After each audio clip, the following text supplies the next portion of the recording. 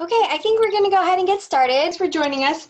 If you're not one of the speakers on the panel, if you would be so kind as to turn your video off so that we only have the speakers on the screen, that would be awesome. Welcome everybody. My name is Cami Wanis. I'm the Freedom Scholar, part of the Freedom Scholar. My husband is as well. And welcome to the Homeschool Veterans Panel discussion. I'm so excited that you guys are here. And I'm even more excited to be able to hear from all these amazing, fabulous homeschool veterans that have had so many years experience and just from all different backgrounds. I'm really excited to be able to share with you these people that are just absolutely incredible people in their own lives, and now for others they're going to be sharing all their wisdom. So today we have Danielle Jones, and then we have Samantha Soroyan. I've known both of them literally since like high school, middle school, so that's super exciting. Alexandria Stockwell, I just meeting her today in the last few days here, but she knows what she's doing, and we've talked a lot, and I'm super excited to hear from her amazing wealth of knowledge. We also have Ruth Hines, who is a friend from many, many years as well. And she has such an amazing background with both leadership and with homeschooling. And she has kids from all different ages. So I'm super, including, I can't even believe you have a 17-year-old. That's so crazy to me. So anyway, we're going to go ahead and get started. Just so you all know, the Freedom Scholar, we are a mentorship service, and we mentor youth and adults in homeschooling, distance learning. My husband and I are both credentialed teachers in California. If you're not from California, we mentor all over, so it's totally workable. We do leadership education, financial education. We can work with youth on homework help or homework accountability. We can do STEM. My husband teaches, he still teaches Lego robotics and STEM and language arts in middle school. And so I just want you guys to know who we are and that we are definitely here to serve you. And if you, at the end of this call, I'll tell you how you can get in touch with us and everything. So we're going to go ahead and get started. I want the ladies to introduce themselves. Let's see here. So Danielle, since you're right up in front there already, why don't you go ahead and introduce yourself and just tell us a little bit about your background. Don't pick me first. Don't pick me. Hi, everybody. My name is Danielle Jones. I am a mom of 4. My oldest is 10, and my youngest is 3. And we have only homeschooled. So I will be sharing from the experience of doing homeschooling with K-12, which we've been doing for 6 years now. I absolutely love it. It's perfect for me. And Cami, feel free to step in and ask any questions. But I had kids a little bit later in life. I started at 31. I mean, later for me and what my friends were doing. And as I got there, I realized I wanted to stay home with them. And I have a background in teaching, and that I wanted to be their teacher. I wanted to have that influence. I wanted to share my points of view with the education that they were getting. And I just want to have that intimate experience with them because it's just a window of time. You guys know how fast kids grow up. And so that's essentially why we chose to homeschool. A piece of advice I got early on in my homeschooling experience was don't think about their whole school career. Just take it 1 year at a time. And so I know we are continuing to homeschool this year, and I'm excited about it, and we'll see what next year has in store for us. Awesome. Thanks. Ruth, why don't you come on up because I can see you right in front of me. Hi, so my name is Ruth Hines, and I've got 5 kids. The oldest, like she said, is 17, just turned 17, so she'll be graduating this year. and the youngest is 4, so not officially enrolled. We do use charter schools. We're with Inspire Charter School right now. We started off with South Sutter. We love using the charter. There's pros and cons to all sorts of different styles of homeschooling. But so I'll be kind of from the charter perspective. We've been homeschooling for 7 years. And so my first 2 started off at our local public schools. And since she was in first grade, my oldest had been begging to homeschool. I think she knew a couple people who homeschooled, and my husband and I, we had already decided for different reasons that we weren't going to homeschool. And she kind of kept working on us, and then we kind of met more people who homeschooled her, who kind of gave us a different view of it, and read a book that just kind of threw me off the edge. And so we've been homeschooling and haven't looked back. So love it. Awesome. Thank you. Awesome. Samantha, how about you? Let's see, this will be my 10th year of homeschooling, and unlike Cammie and Danielle, I don't have a teaching background. I actually have a science background, and I absolutely never thought in a million years that I would teach, because it was the one thing that I did not want to do. So I'm sure many people are wondering, why in the world am I teaching? Every day of my life I'm teaching, right? Well, and I think Cammie's touched on that in our last homeschool Zooms, is that, you know, just because you're a parent, you're a teacher. So I kind of realized that I kind of got a belief from some friends that were homeschooling and some books I had read, that if I can teach my kid up until they're 5, I can teach them when they're 5 too. And so, you know, I think another thing too is I had 4 kids who are currently 14, 12 next week. How old are my kids? Almost 8, and then a 9-year-old. Wow, that's a little out of order. So my youngest is 7. So anyways, they, when my oldest was gonna go to school, he would have been 5. I had a baby at home. Actually, I had just had a baby. So why in the world would I start teaching, right? But I couldn't actually imagine, I love my kids so much, I couldn't imagine sending them away. I couldn't imagine them being with somebody else, somebody I didn't know. And I love being with my kids. I know that sounds crazy to some, and maybe some totally relate to me, but I love being with my kids. So I didn't want to send them away. And I also thought it would be best for our family. We keep a nice tight-knit family, which I think has been proven to be working. So that's why we chose to homeschool. But I really enjoy it. I actually homeschool privately, so I don't do like a charter that California here has to offer. I don't tie up with anybody except other homeschool moms kind of doing what I do. Maybe a little co-op class here or there that we only recently started. But pretty much we do everything here at the house. Is very kind of an eclectic style. So I don't pick like just one type of curriculum. I think I pick from here, I pick a little here, a little here, and then each kid's very individual and where they're at and what they like. So, yep. Awesome. Awesome. And just so you know, I didn't mention earlier, but we actually homeschool as well. I do as well. I have one son, he's 11, and he's been homeschooled ever since we started, so he's never seen school. We do independent, and we do a lot of different kinds of curriculum. So Alexandra, why don't you bring us home? Okay. I guess I just completed my 12th year of homeschooling. I have 4 children. My oldest is 23, my youngest is 8, and my older 2 completed 3rd and 5th grade.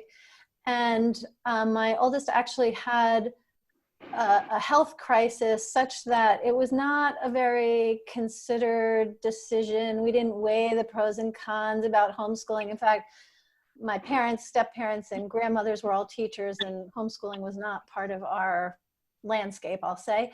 And so my daughter had this health crisis, and so over the course of 20 minutes, we became homeschoolers with no preparation, just no nothing. And so my heart goes out to all the people who suddenly found themselves homeschooling, except that I actually think it was easier for us because we weren't trapped in this web of confusing requirements and uncertain support and all of that. We just went all in and homeschooling. And so that was 12 years ago. My second child did go to high school, and my oldest finished homeschooling. My younger 2 who will be entering 3rd and 10th grade have never been to school. And I guess I also just want to say that, so my oldest is in graduate school and my second is a senior in college, and then the other ones. I've homeschooled in 3 states, and every state is completely different, and actually more than 3 communities. So I think there's a real art to landing somewhere and finding the homeschool community, which is going to be similar because everyone's homeschooling and really unique depending on where it is that you live. And I guess with the internet, it's easier. I mostly, the first 2 times it was like pre-internet.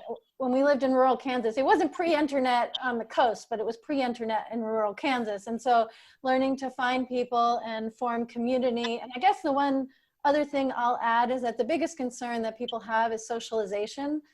And if you live in a super rural area, that's a concern anyway. But if you don't live in a super rural area, that is just the least concerning thing. My children have relationships with the mailman and I could spend the whole hour, which I won't. Like, relationship building is really the least of concerns that anyone who's homeschooled for more than half a year knows, even though that's the thing that usually seems like the biggest barrier, putting aside school closures in the context of pandemic as the current environment.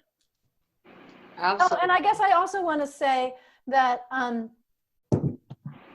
my husband and I are both physicians. I don't practice medicine anymore, but I have not worked other than teaching, I'll say.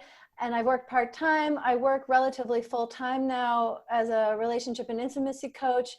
And it's very straightforward when you drop all of your usual ways of thinking about things to create a really full life, giving the children what they need, giving me what I need, giving my marriage what it needs, et cetera, et cetera. So I know we're not really going to go into that, but I just really like to lay it out there that it is totally possible to work full-time and homeschool 3, 4, however many children you have.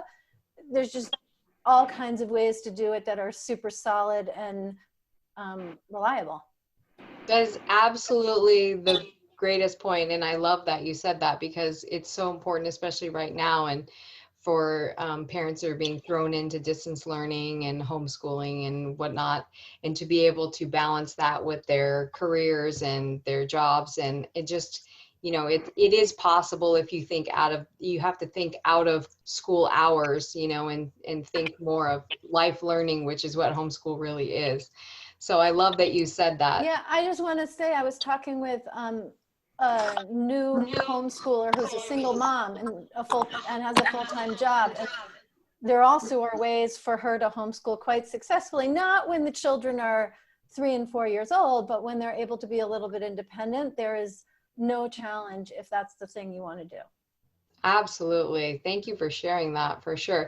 And for those of you that are on the call and you're brand new to homeschooling, if you are right now, we definitely understand and know what you're going through, and it's really hard, and you are making a really great decision. And no matter what you decide to do, you decide to do what's best for your family, and that's the most important thing. And you can change your mind at any time, which is why homeschooling in California is really great. Other states have different laws. And I did want to mention one thing really quick. If you aren't in this state, charter schools are an independent public school basically, and they're part of the public school system if you don't have those in your state. And they have different regulations and things like that, but they follow kind of a public school-ish sort of thing. And they have homeschools sometimes. Some of them have homeschools that hook up with the charter schools. So they have teacher check-ins and things like that too. And I'm sure Ruth will explain more about that later because that's what she uses. But let's go ahead and go to the first question. So the first question is, how do you choose curriculum? So, thinking about from your perspectives, some of you are with the charter, even with the charter, you can choose your own curriculum for the most part, I think. And, but how do you, it's a really tough situation for parents right now, just thrown into homeschool or, saying, I don't like this distance learning thing. I didn't get quality out of it and I want to choose my own thing, but there's so much out there. How do you choose it? What do you guys think? Who wants to answer that first? Well, one good resource is there are a lot of Facebook groups, and other places where you can, and there'll be moms all the time, or dads, right, homeschooling parents that will share what's worked for them, what didn't work for them. There is going to be a little bit of guess and check because, kids are different. We all have different learning styles. Parents are different. Our lifestyles are different. And so you can ask a lot of questions of other homeschooling families, find out what they've liked and why they liked it, other things that didn't work for them. Curriculum is also an interesting word, I think, for some of us who are a little more freestyle learning, right? So we do use, like, our kids, I make sure we have a math curriculum because that is not my gift, right? And so I know we have to be on track with math because I'm not going to find as many just in life ways to expound on why this works in a mathematical way, right? Where many of you on the call can do that naturally and make it work. I think math needs to be a curriculum personally because of its nature. It's not just whether or not you're gifted in math. That's the one curriculum we always have. Yeah. And besides that, we do a lot of mix. I like unit studies where it just means like, hey, your kid is excited about ballet or pirates or dogs or whatever. And you seriously find everything about that. And you just dig into it for days, weeks, maybe months until they're ready to move on to something else. And that incorporates everything, the history of that item and how it's affected, humans and how humans have affected that. Plus, finding math, word problems, story problems to go with it, or writing stories about it and reading stories, so we like unit studies, which is just really kind of obsessive about whatever you're obsessing about. And a lot of unschooling. That's a kind of a scary word, but I've learned that that's kind of actually what we kind of slant into a lot, which basically means creating a rich environment with lots of things for them to do and learn about and resources, and let them just kind of dig into what they feel like digging into, and then sometimes it turns into a unit study with the whole family, and sometimes it's just the kids doing their own thing. Awesome. Yeah, I know. I definitely love the rabbit trails. That's where we're at right now too. We totally go down those rabbit trails or whatever. Kenyon gets passionate about something and then we're like, let's dig into all the subjects around that area. I love that. Alexandria, yeah. Yeah, so when homeschoolers talk, we talk about different kinds of curriculum. And for someone who's beginning, I want to just say what some of the questions are to ask yourself and ask on behalf of your children. So one of the big differentiations is, do you like it really structured or do you like it more open-ended? Another is, do you want some kind of a workbook which has clear lesson plans and your child is really just going to move through those lesson plans? Or do you want something that's more literature based where you're reading books of various kinds and answering questions and engaging in that way? When it comes to a math curriculum, one of the questions is, is your child going to get the concepts really simply and just do like a few problems that applies it and then be on to the next concepts? Or do you want something that reinforces and they become really masterful because they have 2 pages of practicing that particular concept? Like, when it comes to choosing curriculum for each topic, there are really different questions to ask. And all of this obviously can be incredibly overwhelming. So the thing that I really want to say is just pick something. And based on that, you'll know if that's what you like or what you don't like. Like in this math curriculum, there are too many cutesy pictures. You just want the math problems. Then that will direct you. Or it's not engaging enough. You want the cutesy pictures. Your kid loves those little, you know, animated things along the margins of the problems. Like, you don't need to know ahead. Just pick something, and that will inform you. And I think it's very easy to feel very panicky, like picking the right stroller. Are you someone who just picks up the one at Goodwill, or do you spend, you know, months researching the options?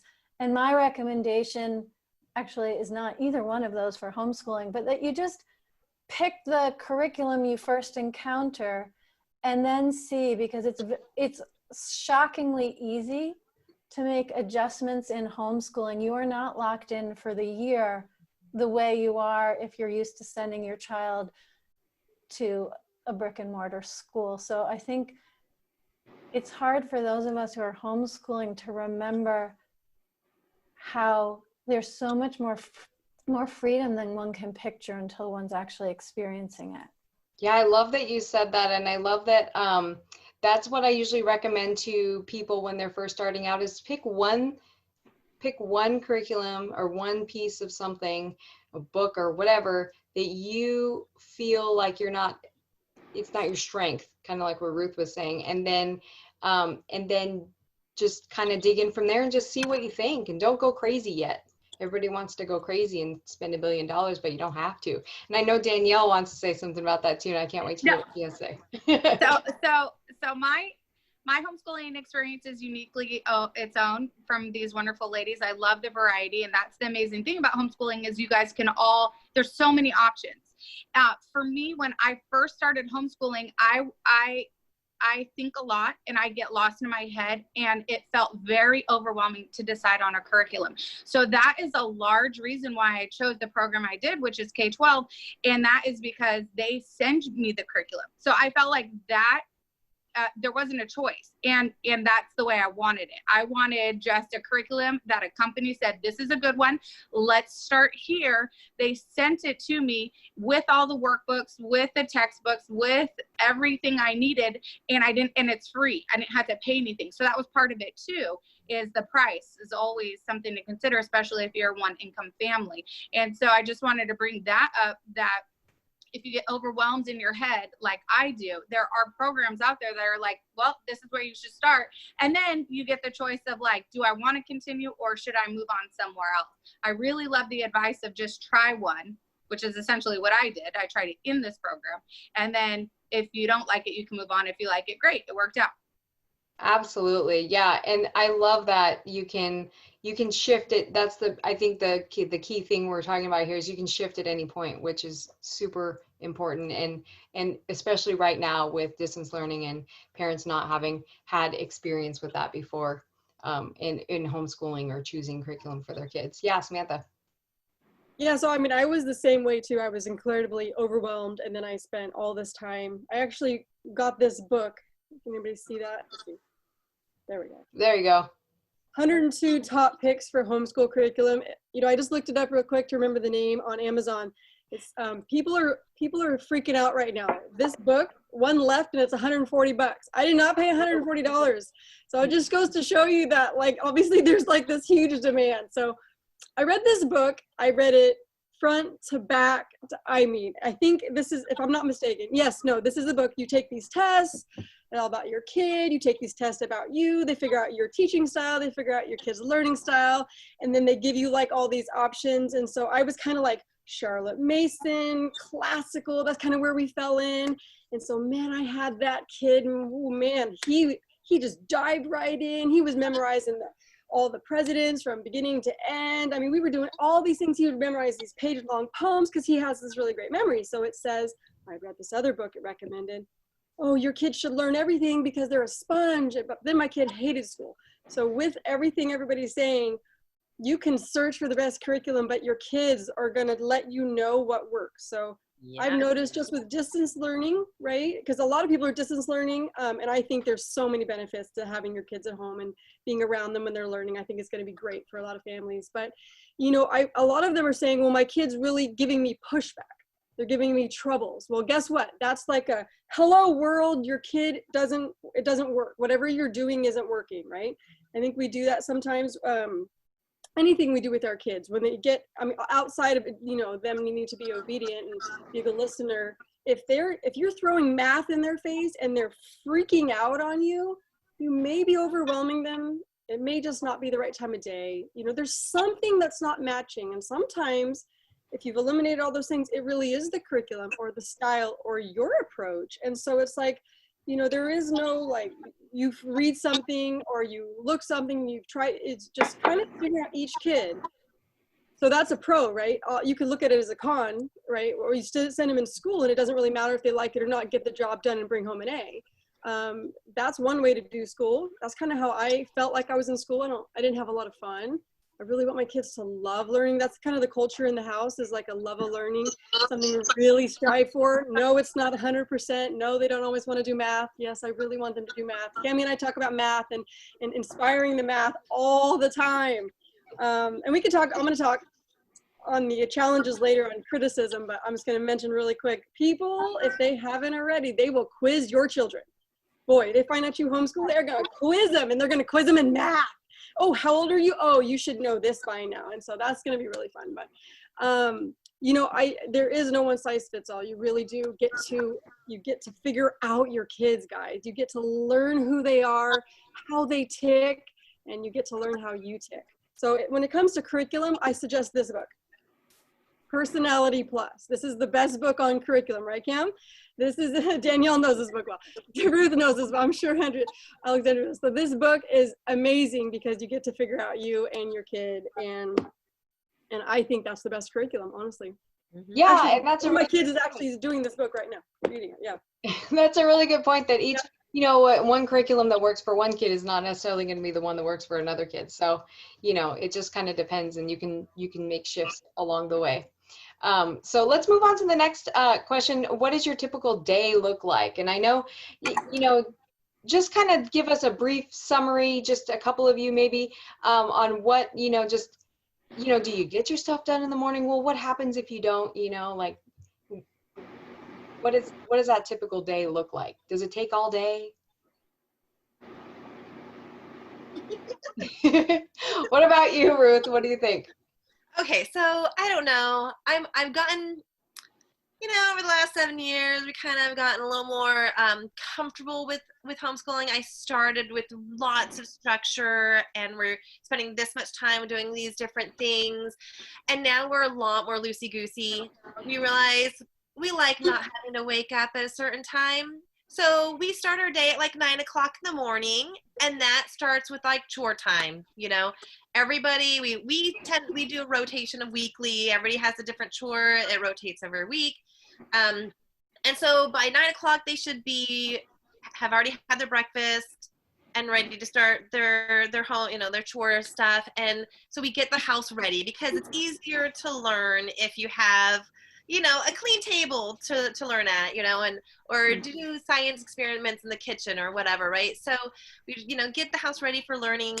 And then so around 10 o'clock, now we're ready to dig in. And so I do have 2 kids in the high schools. And so high school in a charter setting does look a lot more structured than the younger grades. Younger grades, as long as you're learning something, the charter school's happy. So we're really kind of free range, you know, with the younger kids. The older kids, they do know there's certain things, you know, so they're taking languages and stuff. And so the older kids are going to more likely go off on and do things on their computer. They have some different courses they're taking, or a 17-year-old theater obsessed. She's going to disappear with her YouTube and her looking up interviews of Broadway stars and all of her things. But the younger kids, that's when we're going to get out some fun games, you know, and it's kind of funny. A lot of popular games are extremely educational. So like, we're a big time like game family, board games and card games. We will do games all the time. And so things like that, puzzles, of course, for the younger kids. And also just a lot of time playing outside. we're in like the worst situation. Well, not the worst. But we have like a very small house and a very small yard, and it's all concrete. We're renting, so we don't really have a say in what it looks like out there. But even so, even in our little concrete jungle here, they still can enjoy playing outside, and they're still using chalk on the ground, and they're finding and picking out bugs, and so we're pretty loosey, goosey. We do have to get our chores done, and then it's kind of everyone does their thing, sometimes together as a family, sometimes spread out. Lots of reading. If they're doing nothing but reading, I'm happy. I love that. Yeah, I know Kenyon just picks up a book all the time, and sometimes it's actually almost a problem now because he's just such a high level reader, and I'm like, seriously, put the book away. Yeah. Good problem to have, man. I know that Danielle has a different schedule with the K-12 system, and I'd love to hear what your day looks like. Sure. Yeah. So I'm opposite again of Ruth. I love hearing the experiences, but that's not mine. We're structured, and I love it that way. And so my kids, I just feel like for my family, a routine is what works best.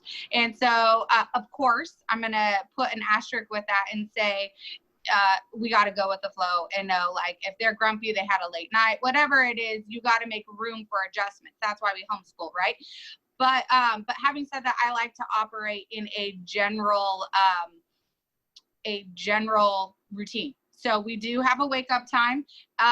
One thing that K-12 program does is they do have live teachers, and their teachers schedule classes with them. So my oldest had an 8 a.m. homeroom that she had to get to. Another one had a 10 a.m. math class. And so that kind of starts our schedule. And then we fit in the rest of the work around their live scheduled classes. And one of the reasons why I love it is because my kids can log on the computer and they can see, oh, this is my checklist for the day. If I want to stay focused and get it done, we could get it done. There were days where my oldest would be done by 9 a.m. and she would have the whole day to herself. She thought, whatever that meant, right? But then there's other days where a kid would have a meltdown, as we all experience, and they don't want to do school and they don't want to do this, and that's fine. They realize, though, that they still have to get their work done. And so they're seeing that, oh, well, maybe I still have to finish this math work after dinner when everyone else is done because I was having a meltdown earlier on in the day. So I like it because I feel like it helps contribute to a personal accountability for the day of what their work list is. And then they know this is what we have to get done. I love that difference in total opposites, because that's what the greatest thing about homeschool is. You can totally make it however works for your family. I want to go ahead, and I know Ruth already kind of talked about how you homeschool multiple kids at different levels, different ages already. I know that Alexandra has a huge experience in that, and I'd love to hear her perspective on that. Yeah, well, I think in homeschooling multiple kids at different levels, it really depends both on who the children are and which the different levels are. So for children, let's say up through 3rd grade, I think it's actually pretty simple to do it all together, because someone can just, read at a 3rd grade level or read at a 1st grade level or make kindergarten level drawings. And it's actually pretty simple to essentially have a one-room schoolhouse kind of experience when the children are relatively closer in ages. So mine have a much bigger spread. So I'm thinking, like, when I had a 9th grader, a 7th grader, a 1st grader, and a newborn baby.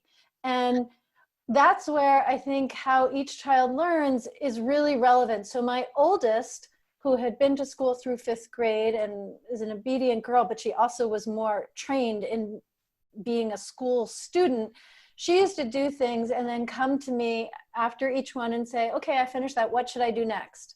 And I would tell her. And then she would do that. And then, sometimes it would take 30 minutes. Sometimes it would take 90 minutes. And sometimes it'd take 2 minutes. And she'd come back and say, okay, I finished that. What should I do next?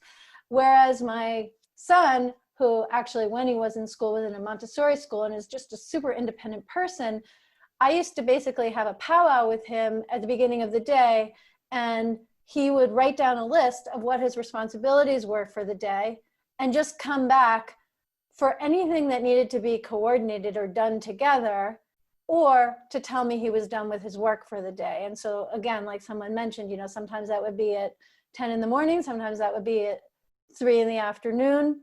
And I certainly did a lot of teaching while walking around and nursing a baby. But I think the main thing that I want to say is that for me, in deciding how to homeschool multiple children, I would pick who either is the most academically advanced or who has the biggest learning needs, and then fit everything around whichever one of those I've chosen. And it's a little bit like being a conductor, where each instrument has its own voice, but there are ways to really come together at the beginning and certain points in the middle and at the end. So I would really think about each child separately and what they needed for their learning. And then we would always have breakfast together. We would, if we did chores or whatever our routine was after breakfast, we would always have lunch at the same time, so that those who are independent and doing their own thing would know when to show up or when to cook or whatever. And I also aimed to end the day together. And sometimes we'd spend the whole day together. We certainly went on field trips together. And some days each child was really doing their own thing, but we were always having lunch together at the same time. And I really loved just, even if it's a quick check-in, it doesn't have to be like a circle time, which is extended, but something to like end the day so everyone knew school was over.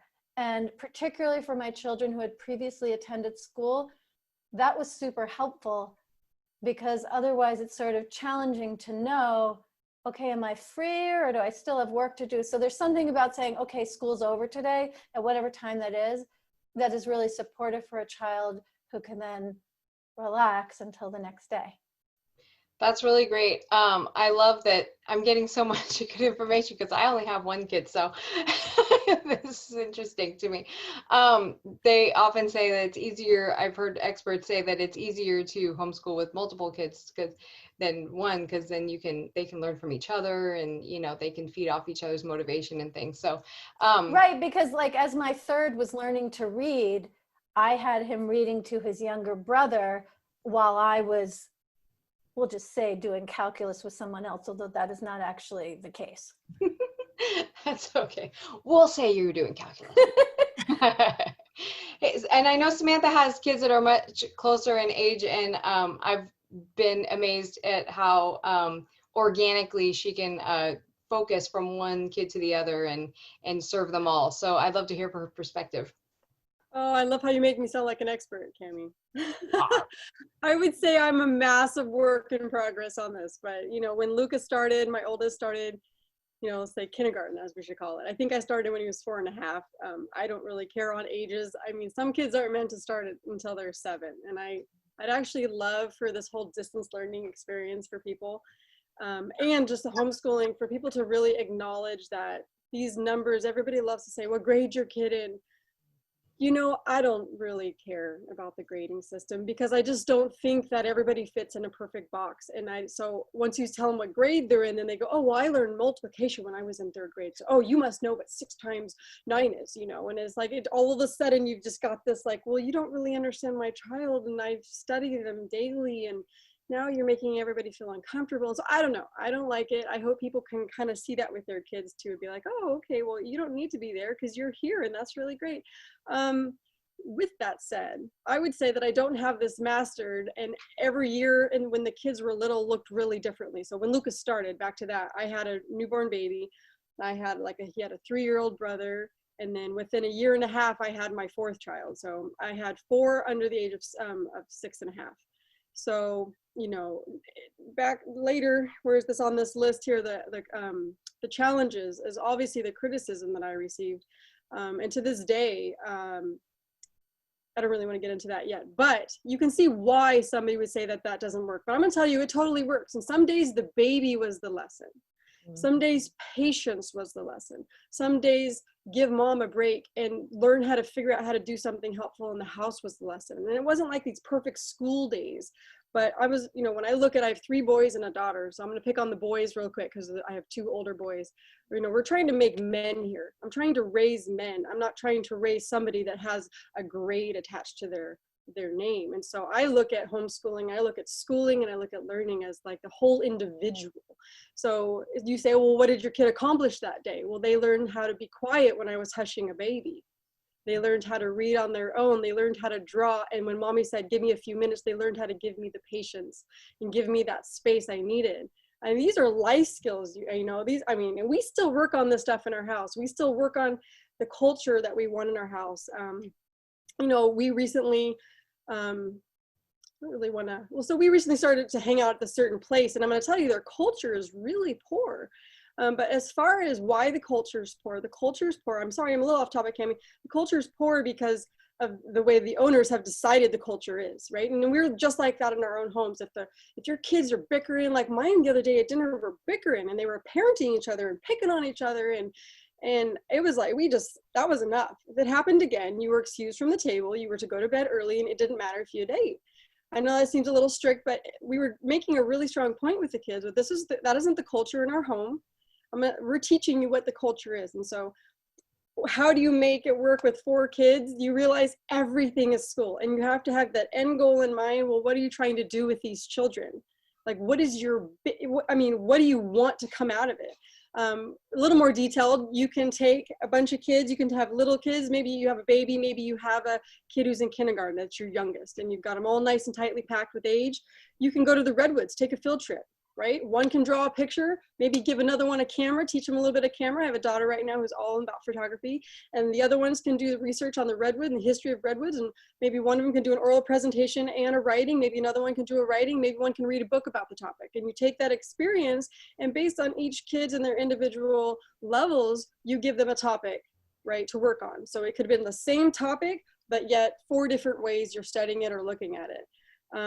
My husband actually does a lot of the math with the kids. I've had to relearn the math, which has kind of been fun. I learned long division, and I actually really like it. But I realized how much I had forgotten. But now my oldest is doing pre-algebra, and I'm like, wow, yeah. And I don't know if I have time to relearn it, but my husband doesn't have to relearn it. He actually remembers all of it. So he doesn't necessarily do some of his math until later in the day. So we don't have that perfect little like timing schedule. Not always. I mean, sometimes we do. Sometimes we have a crunch day. You know, we've got things to do. We need to accomplish this in the day. And I usually make a little list for each kid on what I expect for them to do that day. And the older ones don't need help necessarily now as much as the little ones. So that's how it kind of works. But, you know, it's a lot of what Alexandra said about having the older kids reading to the younger kids. And we had my oldest last year, he read something. It was on the Armenian genocide, because our family's Armenian. He read about the Armenian genocide. He wrote a paper, and then he gave an oral presentation to everybody. Well, who benefited during that time? Who learned? The whole family learned. You know, everybody got to learn about our family history. My husband's got some amazing stories about people who escaped the genocide. You know, they learned so many things. So it's not just about producing, you know, the work. It can be, it was very organic, right? As Kemi was saying, it's not very cut and dry. And some days, I'll tell you, some days don't go as I planned. Some days you know what? These 2 kids really needed some attention. Those 2 kids didn't really do a structured type, easy to log type of schooling that day. And then if that happens, I focus on them later. So, I mean, Danielle is absolutely fabulous at being able to have the structure. And some days I think I would benefit from that. But on the average, that isn't what it looks like for us. And I love what Cami says too, we could change, right? I mean, maybe all of a sudden you're gonna see my get up late in the morning kind of personality. Maybe you're gonna see me structured, but not just yet. So yeah, that's kind of how we do it. It's a little bit messy, we could call it, but it works. Definitely works. Life is messy. It's all good, right? Life is messy. It just Exactly. happens. And you already segued into our question about the should. And coming from how do you know when your child is where they should be, and does that even matter, is what I've been seeing a lot lately in a lot of the Facebook groups, and I want to address that as as a teacher. I taught for 7 years in public education. My mom's a career retired teacher. My husband's a teacher, and I can tell you without a doubt that the should be the levels only exist in school and in the society that's taught by school. So that those are where they should be, is in them falling behind or ahead or whatever. Especially in this time, I want to make sure that everybody knows that your kid's not going to fall behind. When everybody gets back to school, everybody's always at different levels anyway. Teachers are always dealing with kids at all different levels, so your kids, don't worry about them falling behind or getting ahead or whatever. If you're paying attention to what they're doing, they're probably going to be ahead anyway. So the should, Samantha definitely already addressed that. I don't know if we probably only have time for one other person to comment on that. Did somebody have any? Oh, okay, Alexandra, go ahead. I just have something super quickly. I think that this question really falls away if someone is going to homeschool for a long time. But if you're someone who's choosing to homeschool just for this year, and then when schools are open, you're planning to send your child back to school, I think the main way to address the question of making sure that they are where they should be and don't fall behind is to choose your curriculum accordingly, and choose the curriculum that the child would be using if they were going to school. You don't need to teach it in the same way, that's not important, but to continue with the same, if your child's in 5th grade and you're only homeschooling for 5th grade because schools are going to open and everyone's going to be healthy, we'll just say, for 6th grade, then use the same math book that all the 5th graders in your school district are using, and use the same language and cover all of that. And it's actually shocking how simple it is to guide an elementary school student through the work that they would be experiencing in the classroom. So if you're going to be homeschooling for longer than the next year, then I would definitely approach this differently. But I think the biggest place where the concern about falling behind deserves explicit attention is when you want your child to blend back into the classroom without having to make anything up. Yeah, that's a really good point. And actually, the coming from a teacher's perspective, just so you know, you probably already know this as parents already, but the teachers are, we have a set of standards or, skills we're supposed to cover or whatever. We do not get through even a fraction of them throughout the year. So if you don't finish the book or, do everything that they do in a year, they wouldn't have probably done that anyways. But that's a really good point. I like that you talked about, just seeing what their schools, and you can get in contact with their teacher or whatever and see what their schools are using and use that. Yeah, and I just want to say one more thing super quickly, that it's not that if your child is going back to school in a year that it doesn't matter whether they're progressing or where they should be. Like, I feel like we have an understanding of what that means that can sound way too casual to someone who's new to homeschooling. And so I just want to say there's super clear data if you want to take as like an ultimate measure of education, which I know Samantha never would, but there might be others on here who are listening who might. If you look at SAT scores and ACT scores, that homeschoolers routinely score on average 15 to 30 percentile points higher than children who've gone to school, and that's controlled for economic and educational level of the parents. And so even though we're sort of blowing off that concern in the context of this conversation, there is lots of good data to show that when children learn at home, they progress as well or better than they would if they were in school. So it's not, to me anyway, that it's unimportant. It's just not really that urgent in the way that it would be if you're planning to send your child back to school in a year. If you're going to homeschool, you have time to explore that. That is not the first thing to put attention on. That's really, I guess, what I want to convey, unless you know your child's going back in a year. Yeah, and there are absolutely different curriculums and even websites that offer free assessments. There are states that require assessments for homeschooling. So it just depends on where you are, and if you're into that, then there are absolutely resources available to kind of check and see if that's just what you want to do. And maybe you put weight on it, maybe you don't, but if you just want to see for yourself, then there are options out there, that's for sure. And it's easy to make adjustments based on what those results are if they're not what you want them to be, although they probably will be. Yeah, absolutely. Yeah. And definitely for sure, there's massive evidence of homeschoolers being way more educated. I know I'm more educated because I'm homeschooling my kid. So we kind of already talked, I know Samantha touched on this already, and Ruth did, and Danielle having an off day. But more specifically, what do you do to motivate yourself to say, okay, yeah, I've got this homeschooling thing, or, you know, maybe we need a little break for a while or something. What do you guys do? Go ahead, Samantha. You see my hand going up, right? You knew I was going to say it because we talk about this. Sometimes you just need a break, right? I mean, it's really that simple. Sometimes you just need that time. Maybe a child needs that time. Maybe they just need more just non-structured time, or maybe you just need some time off as a parent. I think we all get that way. Who knows what's going on? Maybe, you know, you haven't had as many parent breaks as you need, or whatever the reason. If you need breaks, if your family needs a break, take a break. You don't have to do school Monday, Tuesday, Wednesday, Thursday, Friday. It can be Saturday. It can be a Sunday. It can be, you know, it can be during the summer. I know Cammie does school kind of on a year-round basis, where I kind of stick a little bit more to the public school schedule just because we have family that, you know, is in school and stuff. But yeah, I mean, really simply, just take the break if you need a break. It's totally fine. I'd love to hear what Danielle has to say, because you're more structured than some of the rest of us. So what do you do to motivate yourself and your kids when they're having an off day? Well, I'm going to be really honest with you guys, and having off days and taking breaks are so hard for me. And that's because I do have my schedule, and I have my schedule laid out, and I got to stick to it no matter what. Okay. And so when someone's melting, or when I'm melting, oftentimes I talk through it with my husband, and he's like, look, you're going to survive. You're going to be okay. You know, we can figure out what lessons we do or we don't have to do.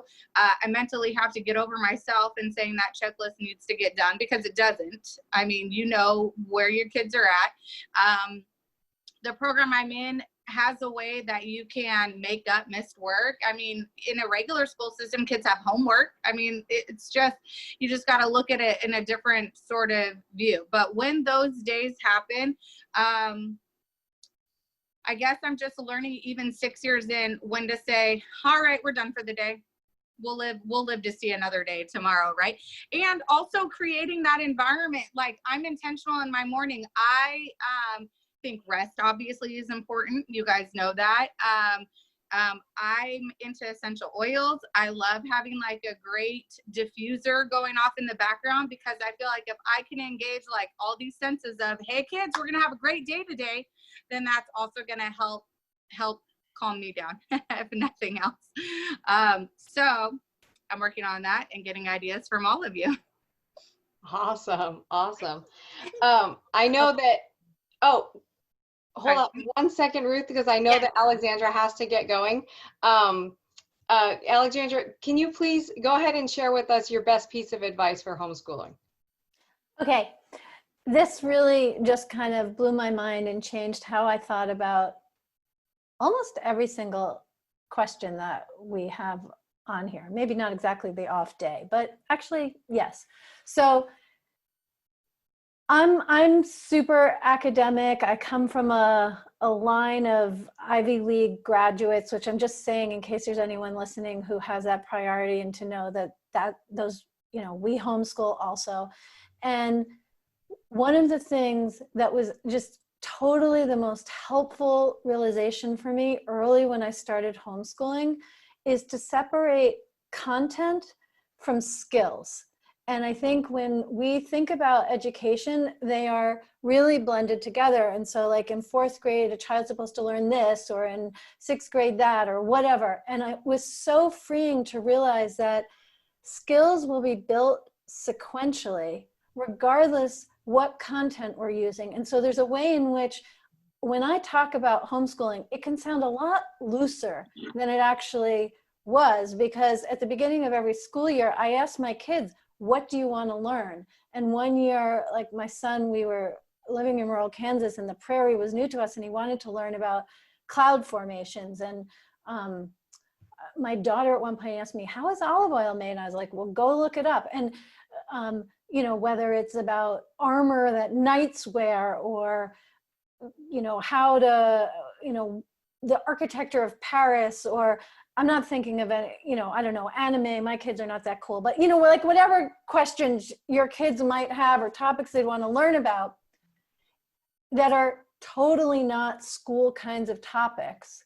I didn't give great examples of that, but anyway, we can focus on all of that, and they still need to first learn their letters, and then how to spell words, and then how to write sentences, and then how to write paragraphs, and then how to write a 5-paragraph essay, and how to make a presentation.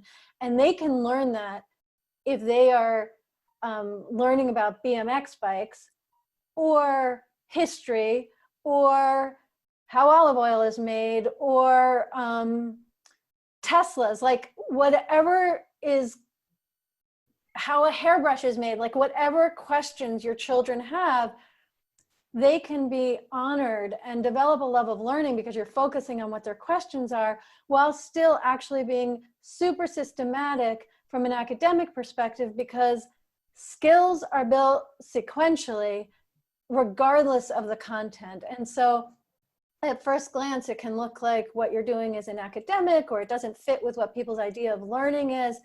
It totally does, because the skills are being built, and we get to have a love of learning and have curiosity drive things. And curiosity is actually gonna drive down a road which is really steady and reliable and academically sound, even though as we all talk about it, it can sound super loosey-goosey. In the implementation, it really isn't. And so really getting clear on the difference between content and skills gave me peace of mind and freedom that's now 12 years old. I love that you said that too, because when I was teaching, I would definitely focus a lot on real world applications and their real world assessments. A lot of times, you know, you do stuff for school, it's just for school. And then I really I wanted to get out of that and show them that this stuff is life. Like what we're doing is life. And so really showing that in their perspective. And when you follow, like Ruth was saying earlier, their rabbit trails and their passions and things, then they're gonna get the skills anyways through whatever avenue that is in subject matter. So I really want to thank you for your contribution today and for your amazing wisdom and experience. I know that you have to go. Thank you for sharing with us today. Okay, really great to connect with you all. Bye-bye. Bye-bye. So Ruth, I know that you wanted to share about your motivation, and I want to hear about this. So what do you think? For me, I think a lot of it comes from keeping yourself from getting to that point where you're done with your kids. And so for me, a lot of it comes with boundaries. I'm in my bedroom right now, obviously, right? Because this is my space. And we just have a culture thing in our home is that the kids don't come into our bedroom. They're not coming into our bedroom. They're not coming to the bathroom. If we're in here and they want our attention, they're knocking on the door. They don't open my door. So this is my space. And so, like I said, we're in a really small spot, house. I said that earlier. And so we each need to have a place where we can go and just chill, right? I think that like early on, especially, we had quiet time. So just a certain time, right after lunch, we'd have quiet time, and they had to be in their rooms doing something that they didn't need me. They could take a nap, or they could read, or they could draw, or write, whatever. But I needed to have times where I could have my quiet time. And so they had to be having theirs, whether they thought they needed it or not. So I think a lot of it is setting some boundaries, having some self-care, whatever you want to call it, so that you can kind of just refresh yourself and have a break, because I think that is another big concern. When you leave public school, you've gone from not having your kids around for 6 hours where you could get things done and do your thing, and now you're with them all the time. And that can be scary to some people, I think. But you can really, set some boundaries, set some expectations. They're going to need it as much as you are, I think. I think that's super amazing. I love that idea of creating your own space and setting the boundary there. That's super important. And setting boundaries around that's like kind of what Samantha was talking about, creating the culture in your home, and creating that when to do things, and the boundaries are part of that culture. So for sure, one of the we're running out of time here, so I definitely want to get through the last couple, because those are the most important, right? So we all have our challenges, and homeschooling is definitely a challenge, just like everything else in life. I know that Samantha really wanted to comment on this, and I think it's really important that she share, because it's something that comes up for all of us in everything that we do, but in homeschooling particularly, it definitely comes up a lot for many of us. So what is one of your current or recent homeschooling challenges? Okay, so this will be my 10th year, so we can say, let's just round it to a decade, right? Because, I school every day, so we're just gonna call it a decade. A decade of criticism by very important people in our lives. We had a lot of family support when the kids were little. I mean, like, so much encouragement. But the minute we decided we were going to homeschool, the whole energy towards us completely changed. And, we have the culture in my family is that of teachers. Everyone's a teacher. My side of the family, I'd say at least half are teachers. My husband's side of the family, teachers or teacher administrators, and they just really wanted my children in public school, and it was hard, being a stay-home mom, which is what I've always been, not necessarily living in a city that had a lot of homeschool options. I mean, only like pretty much in the last year or two, we really found a little co-op class here and there, or a group to hang out with. It's been hard to actually find the community that I was looking for. Did I need it? No, I didn't need it, but it was just something I kind of wanted to add. Now I think there's so many groups of just people getting together. I mean, this is some really exciting times. I really think so, because people are really coming back with their kids. But before all this, and even now, we had some people who were very vocally disapproving of us homeschooling. Driving home today, I heard the song, everybody remembers, going to age me here, Bobby Brown's "It's My Prerogative." Can do what I want to do. It's my prerogative. And man, I'll tell you, just like hit me, because I was like, and it's true. And you have to live that way. I'm not making I'm not hurting my children by choosing to homeschool. It is a personal family choice. And I didn't need everybody's approval. And I still don't need everybody's approval. And I tell you what, you can choose whatever you want in your life. You can join whatever activity, but there's always going to be someone somewhere who does not approve of what you're doing and who has something to say about it. I mean, I don't care where you go. We got a horse recently, and there's been someone who does not approve of the way, maybe I raise my children, or the way I hold the reins, or whatever I do with my horse. I mean, there's always somebody who wants to tell you how to do it better and that you're not doing it right. And that's just life. That's never going to go away. So I'm not trying to say that you're not going to get criticized. You're not going to have people. I mean, so the minute I was pregnant with my third child, the comments at the grocery stores or anywhere I ever went was never ending. Never ending. You know how that happens?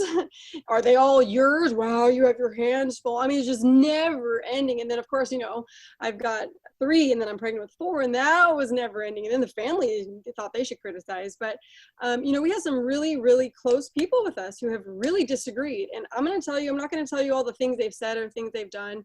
Maybe I might think of one that makes sense to say, but, and my goal is not to make them feel bad for the things they said. I hope that over time, they love the results of what we've produced with our family, that they can be done with that now and actually realize that it is my prerogative. It is our family's choice to do whatever we want to do. But then this is going to go into number 8, Cami, the best piece of homeschooling. I'm just gonna throw it in there. Set boundaries, right? Set boundaries, Ruth, right, with our children. Set boundaries with what we expect. Create a culture in your home, and create a culture with other people who interact with your family. Something that I didn't do that I wish I had done years ago was to draw that boundary and to say, you know what, if you're going to interfere with our family, if you're going to go and not tell me your disapproval of it, but go to the children, tell the children how your mom is messing up, tell the children how your mom is making poor choices. If somebody's going to do that in your family, it's time to end that. It's time to do not let people in your life that want to separate your relationship with your children. Unless, of course, we're not talking about making poor decisions and sinful, abusive decisions with your children. That's totally different. But, God entrusted these children to us, and you are enough. Like that is my best homeschooling advice. You are enough. And if someone wants to come in and tell your kids, your parents not enough, someone wants to come in and tell you to your face, you're not enough, you're making poor decisions, I don't like that. You know what? You need to set a boundary and you need to remove that person from influencing you and your family. And that's really a rough one, I'm telling you, but if I had years ago had dealt with some of the issues we had, I think there would be so much less hurting and grief in the family. And what it did was it created some very resistant children. We'd be learning something, but then this individual would not like what I was teaching him. And then all of a sudden the child was told, but I was never told. And then the kid didn't want to do it anymore, right? Because I had lost my credibility because I allowed somebody in the home to try to separate me from the child God gave me. And I'm telling you right away, deal with those issues, deal with those people. And, I always say, deal with them the right way, right? Have those conversations, ask what happened, don't just assume something happened, dig in, figure out the situation, figure out how to do a appropriate conflict resolution, and which we've done over the years. But this person is saying, oh, I'm done, I'm so sorry, it won't happen again. It would happen again, So my best advice is you're enough. You are enough. You taught them everything until they were 5. And let's just say you're starting at 5. You can still teach them from 5 to 6. You can, you taught them how to spell their name. I'm sure you did. Why can't you teach them to spell, fabulous? Because you're fabulous and you're perfect for your family. You're exactly what they need. I love that. That's exactly true. And I think that that's one of the best things about homeschooling and people doing distance learning or whatever they're doing during this time right now is that they're getting closer with their families and they're getting a little more confidence about how their role in their family in terms of parenting and things and their decisions with their family. So I love that piece of advice. Let's go ahead and wrap up the last 3 questions just in one like Samantha did. Ruth, can you kind of give maybe a challenge, a success, or your advice, or just one last little something? Okay, so I'm blessed. We somehow avoided all of what Samantha, either our family encouraged us and supported us, or they didn't say anything. And maybe because they knew I just would yell at them. I don't know. But I was lucky that I didn't have that. My challenge is more internal. It's more me questioning, am I leaving any gaps? Are they going to end up growing up and be like, gosh, Mom, why didn't you tell me this? Why did you teach me that? Right? So things like that. And also things like knowing how much to do for them, right? We're helping them grow up. Now I've got the 17-year-old and you can do, college classes at the same time as doing high school courses, and how much, I'm not going to sign her up for college for her, but she's still kind of a kid. And so, this whole and it's a parent thing. It's not a homeschool thing. It's a parent thing. And I think that just any parent issue, you're going to now have that applied to your homeschool life as well, right? And so just knowing how much to do for them, how much to encourage them, how much to not nag them, those are my challenges. And a lot of it is I just have to remind myself that it's probably not that important. Whatever I'm worrying about, whatever they might be missing, it's not that important. And to remember that we're in a different world than existed when I was a kid. The dates and the facts and everything, I can squeeze my phone and say, hey, Google, blah, blah, blah. What is this? Where is that? Google's now listening to me. Shush.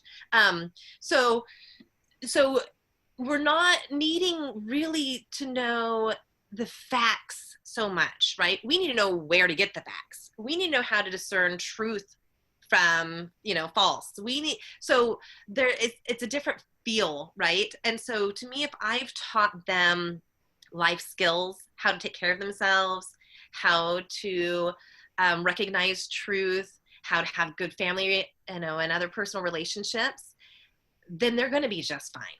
They're going to be fine. and anything else that they get excited about, they want to dive into a career in, they'll be able to catch up.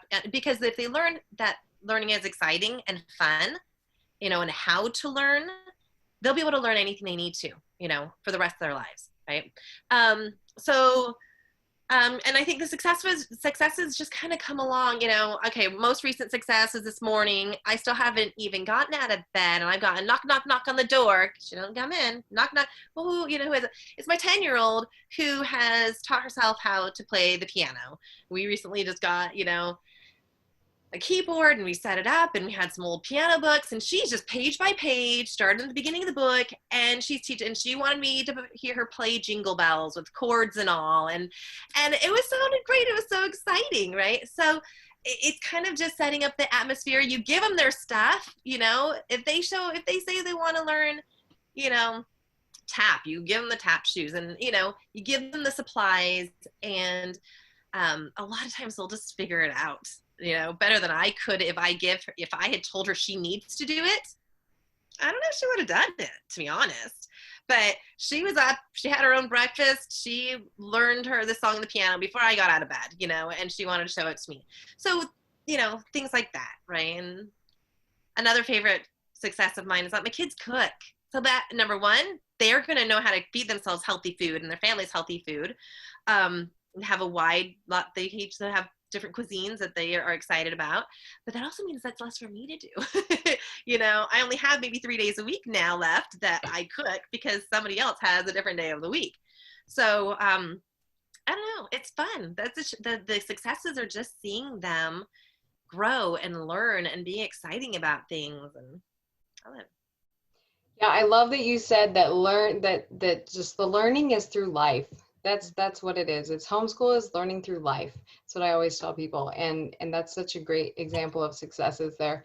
And then teaching them where you're talking about teaching them how to think instead of teaching them, you know, statistics and memorization facts or whatever. You're teaching them how to think and be people, which is what Samantha was talking about too. And I love that. Definitely. Thanks for sharing. Danielle, go ahead and wrap us up. All right. I want to just thank all of you guys for sharing your thoughts, because I feel like as moms and homeschoolers that we can all identify with it in some capacity. I think for me, one of the biggest challenges is the self-doubt of like, am I scarring my children from putting them in this experience, or is it really what is best? So I would just recommend just be strong in knowing why you're doing it in the first place. And when doubts start to creep in or questions start to creep in, just remind yourself, wait a second, life happens, but why am I still homeschooling? And allow your why to really pull you through this school year. And just knowing that this is what your decision is best for you and your family, and it's because of this reason. Like I said earlier, I decided to take it 1 year at a time. Although my general thing is, I don't know when they're going to go back to public school. Who does right now, right?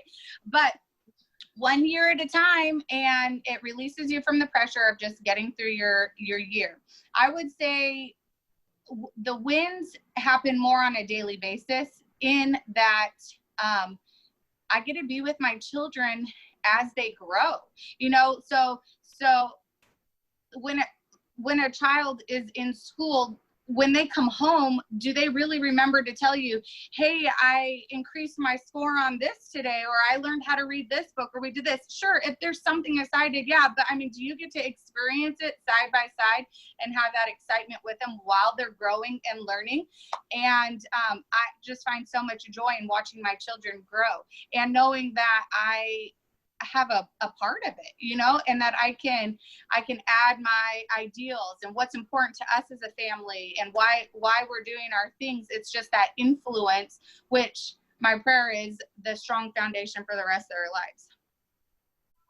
Absolutely. I love that. And yeah, that totally reminds me of the other day. I was telling Samantha yesterday that my son said he was watching something and he said, that's a really foreboding situation for them, Mommy. I'm like, foreboding? I I don't even use the word foreboding, and he used it correctly. He's such a great reader. He just picks up all this stuff.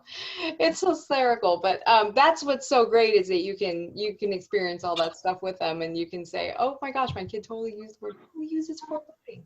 Like, Right. right? That's so awesome.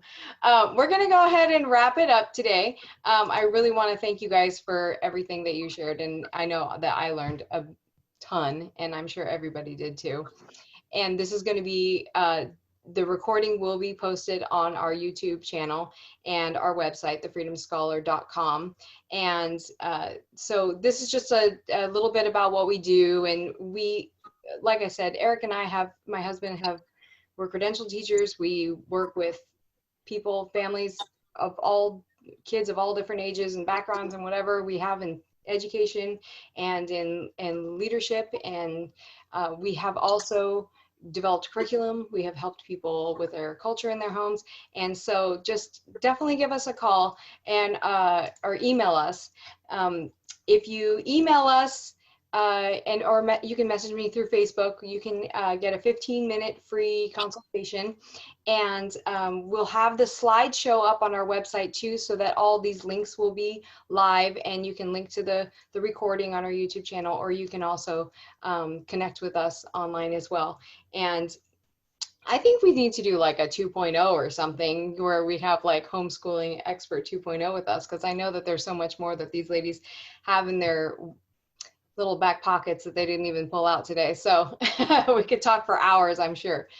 So thank you guys for coming today, and look for the links and posted up on Facebook, and to the slideshow and to the recording. So thank you guys for coming, and I hope you got as much out of it as I did. I will hope to connect with you all soon. Great. Thank you, Cami. Thank you, everybody.